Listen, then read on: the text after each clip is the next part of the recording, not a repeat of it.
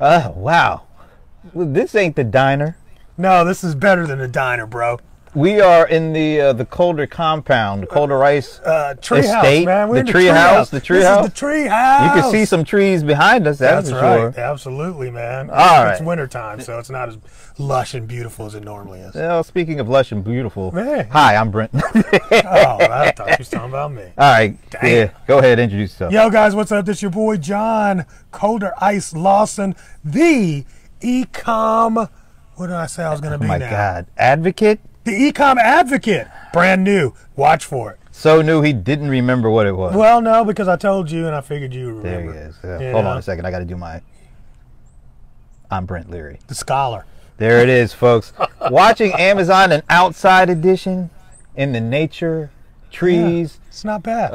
I guess you could call these plants. Well, I mean, it's hard to grow stuff in the wintertime, bro.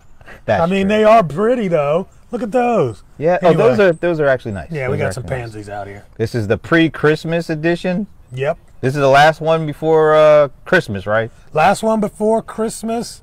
I guess. You Maybe. never know. We might never know. Something could come up over the weekend. You never know. Yeah, well, something came up just this morning, it sounds like, for you. Everybody came in at me, man. Talk about it. Well, basically, what it was is the Verve has done an expose on the underbelly of selling on Amazon. And a couple of colleagues of mine are being interviewed for that. Talk about the premise of it. So the premise, okay, I'm sorry. The premise get all is, jacked up for it. The premise is that a lot of what happens on eBay or Amazon in the background, a lot of people don't know. First, more than 50% of all sales done on the platform are done by third-party sellers. However, these third-party sellers are in an environment and under a microscope that's very, very harsh when it comes to the rules. Now, the rules aren't that harsh, but if you break one of the rules or you skirt one of the rules,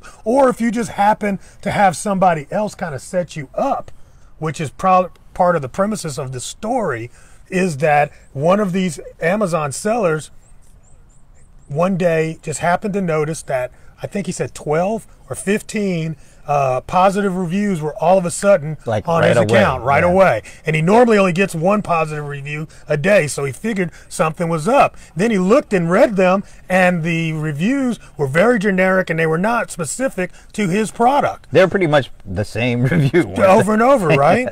And so he called Amazon and reported it, and they removed the fake reviews. Well, lo and behold, a few weeks later, he got a notification from Amazon that he was in violation of their fake review policy, and he was shut down. And long story short, it took him a long time to get reinstated. Ended up costing him over $150,000 in sales. And the key is, he didn't do anything wrong. Nothing. It seems like some competitors are out there, and they game the system to make it look like he did something wrong. Absolutely. One of the dirtiest tricks in the book. Literally, you can go out and there are organizations that will do fake reviews. This is why Amazon has the policy about fake reviews. Well, evidently, somebody that was his competitor went and opened an account and had them put fake reviews on his SKU, and it triggered the AI, which is the problem, really. It triggered the robot. The robot turned their account off, and trying to get the account back on is, I mean, it's easier to put a baby back into the birth canal than to I don't know where that one came from. I'll let the women hey, but I mean, the deal is that's really, it is like giving backwards birth. It's horrible. It's one of the worst processes that you have to go through as an Amazon seller. It's impossible to get a real human to understand your problem, take ownership of it, and do the research. So that's the biggest part of this.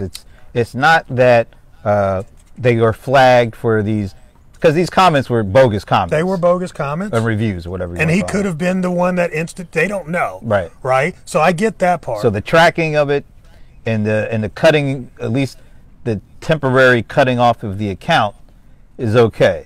What's not okay from your perspective and from a whole bunch of other people's perspective, right, is the fact that it took so long for this to get worked out. Yeah, it's the process that's the problem here. The process. Look, if you walk in, and I had a friend comment back on the story that said, you know, hey, there's a lot of industries that have a boogeyman over top of them. And I get that. But if I run a restaurant and the state inspector does a surprise visit, he walks through and somebody happened to leave some crap out, and all of a sudden I get an F or a low score, there is a very particular process that I can go through to have you come back and reinspect within a reasonable period, so I don't get stained forever in my business. That's not the case in Amazon. I know people, and I hear from people all the time that never get their accounts back.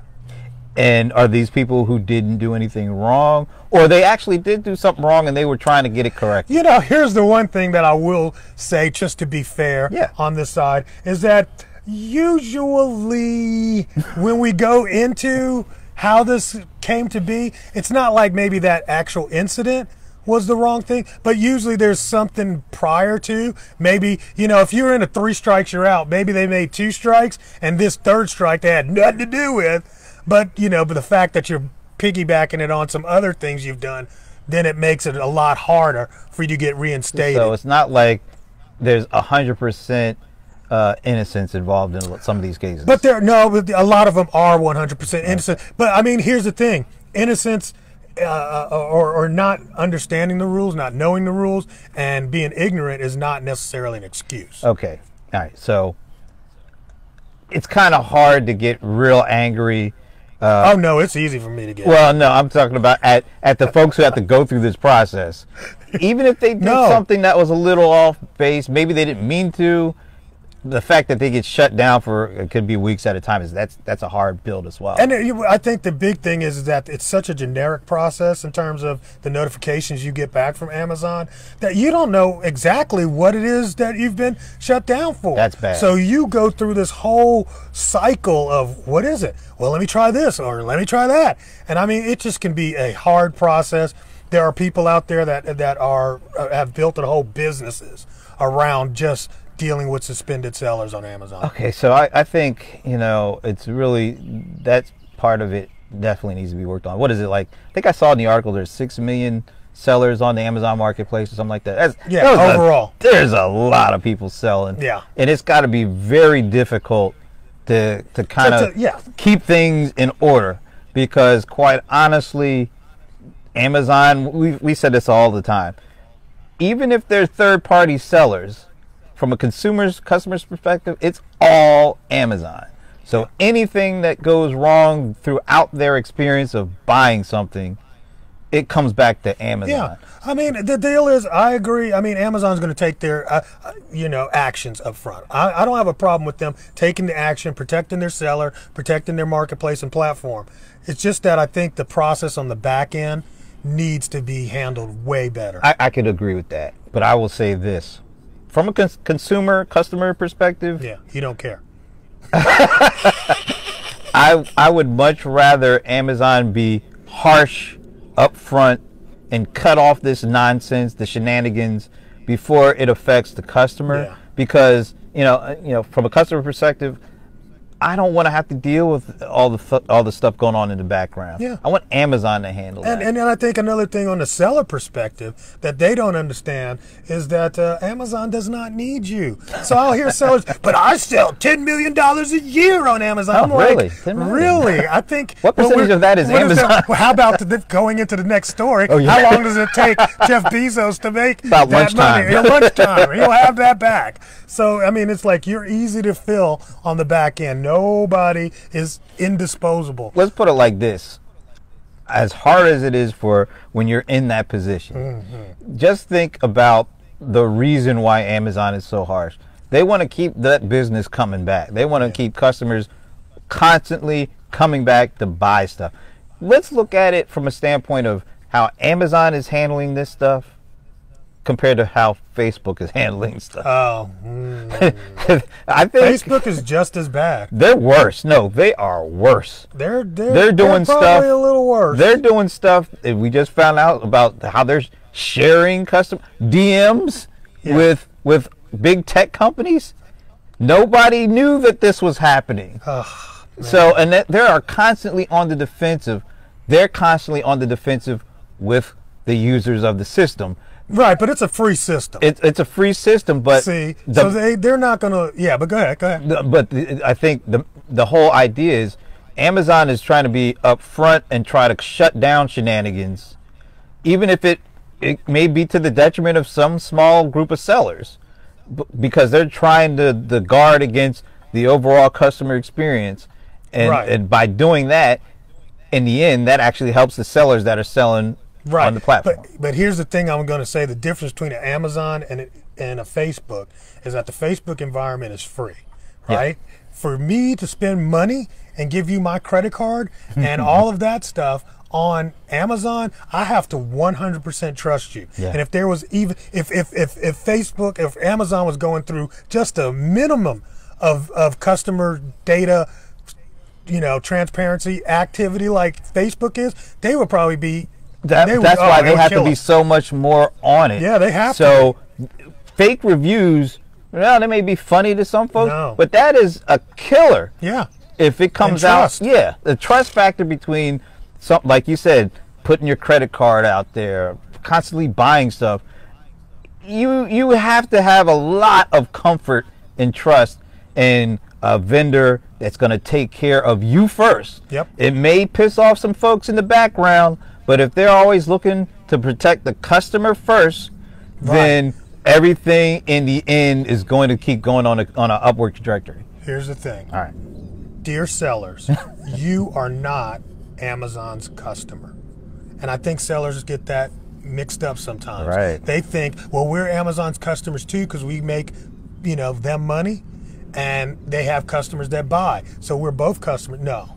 Amazon has one customer. No. The reason that you're on the platform is to make money. Yeah. So you need the customers that Amazon is protecting in order for you to make as much money as you can. Yeah, absolutely. So you got to, I do hope that Amazon finds a better way to handle these kind of things. No, they need to find a better way to handle this. Say that again. I'll get you a close-up on that. You need to find a better way to handle this, Amazon. There you go. You're looking kind of tough with the glasses on.